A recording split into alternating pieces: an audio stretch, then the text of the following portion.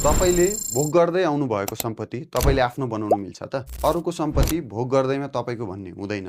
तर नेपालको मुलुकी देवानी संहिताको दफा 273 अनुसार प्रतिकूल भोगाधिकार भन्नाले एडभर्स पोजेसनको मार्फत पनि तपाईले भोग गर्दै आएको जग्गा तपाईको बनाउन मिल्छ। तर यसको लागि भने सरकारी, सार्वजनिक, सामुदायिक वा गुठीको जग्गालाई चाहिँ तपाईले त्यसरी आफ्नो बनाउन मिल्दैन।